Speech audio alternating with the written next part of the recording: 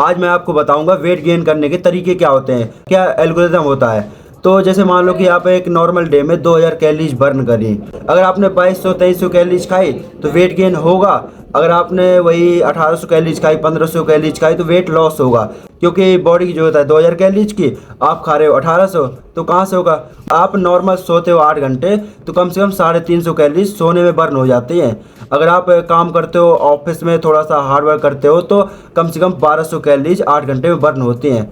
अगर आप strength training करते हो तो कम से कम 300 से 600 के बीच में कैलोरीज बर्न हो जाती हैं। देखो ध्यान से सुनना, एक अच्छा तरीका बता रहा हूँ। अगर इससे वेट गेन नहीं होगा ना भाई, कोई वेट गेन नहीं करा पाएगा। सबसे पहले जोड़ो आप कितने घंटे काम करते हो और उसमें कितनी कैलोरीज बर्न होती हैं, और दूसरा जोड़ो आप कितने घंटे सोते हो, उसमें कितनी कैलोरीज बर्न हो रही हैं, और तीसरा आप कितना चलते हो, उसमें कितनी कैलोरीज बर्न हो रही हैं, आप कितना रनिंग करते हो, उसमें कितनी कैलोरीज बर्न हो रही हैं, आप कितना वर्कआउट करते हो, उसमें कितनी कैलोरीज बर्न होती हैं।